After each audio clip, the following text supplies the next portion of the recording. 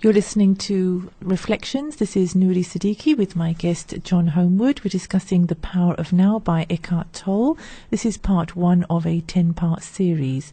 John, at the beginning of freedom is actually the realization that you are not the possessing entity, the thinker.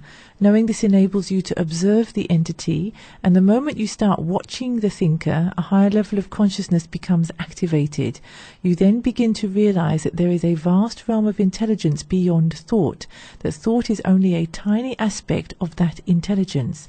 You also realize that all the things that truly matter, beauty, love, creativity, joy, inner peace, and many more, arise from beyond the mind, and you begin to awaken. That's from chapter 1 of The Power of Now. Where do we go with just allowing ourselves to let go and freeing ourselves, John, to bring us to the end of today's program? Well, this concept of freedom, most of us are looking for freedom in the world out there, and we're waiting for laws to change or relationships to change or our parents to change or something to change out there to bring us freedom. But in fact, freedom is something that happens only with a shift of your own consciousness. As you change your consciousness, you become more free. If you are caught up in the programming of your mind, if you're caught up in your thoughts, if you're caught up with past patterns, there can be no freedom because you're not making choices. Freedom is really the freedom to make choices. And if you are not conscious enough to make choices from a conscious level, then you always will be prisoner to your past. You'll be prisoner to patterns. And you can change external circumstances, but in fact your life will just rearrange itself to come back to where you were. And I say to people, it's rather like moving the deck chairs around on the Titanic. You have to actually make change at a fundamental inner level in order for it to change on the outside, because otherwise the outside will always only reflect what you carry on the inside. And that's a tool which I think is a very handy tool for listeners to take away with them, to understand that the world out there is a reflection of the world they carry inside themselves. And if we can just go to an understanding here, if you go into a very dark room, a black room, and you switch on the light, what happens? The light dissipates the darkness. Most of us believe that, no, we have to rush around the room with a broom trying to sweep out the darkness. No, you don't. The light does that automatically because the darkness has no power of its own. Yes. In fact, the only power that there is light.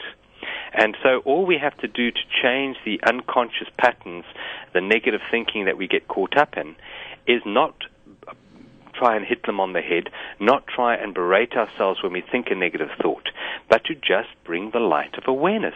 All we have to do is say, that was a negative thought, or that was an unconscious program. I reacted instead of thinking about it. And it's just that light of awareness that changes it. Now, the ego, as I said, doesn't like the light of awareness. It doesn't like the present moment because it gets its identity from the world of past and from the world of the future. Yes. So the ego will always try and make, when you have an enlightenment moment, it'll always try and make it into something in time. And one of the ways it does that is getting cross with yourself. It'll say, but why aren't you good enough? You're not doing this right. Everyone else is getting it and you're not getting it. But that isn't the way through. It's just to bring the light of awareness. That was a negative thought. That was a thought based in past. That was a thought based in future.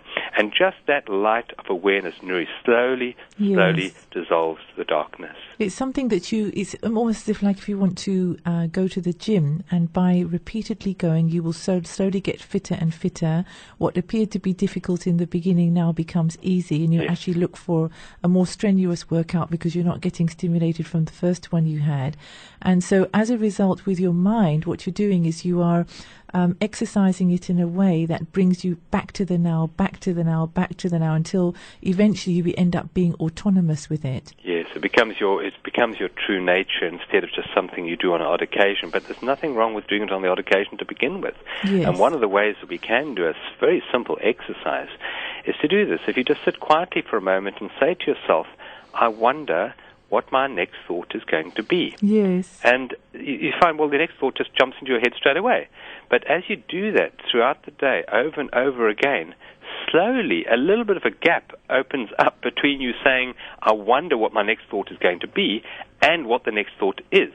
And it's that gap which is called awareness. That gap is called presence. That's when you know you're present, when there is no thought. It's not something that will happen easily. We've spent many, many years investing our awareness in the mind, in our thoughts, in our story, and it's not going to go away that easily. It's going to put up quite a fight.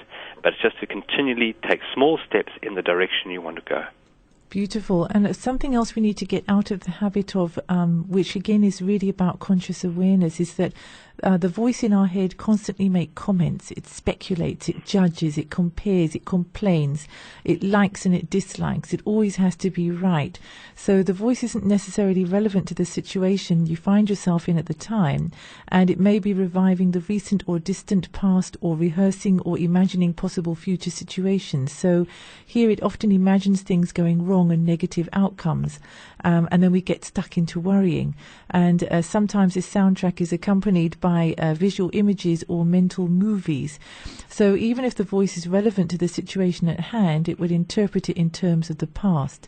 So this is usually because the voice belongs to your conditioned mind, which is the result of all your past history, as well as your collective cultural mind setting that you have inherited.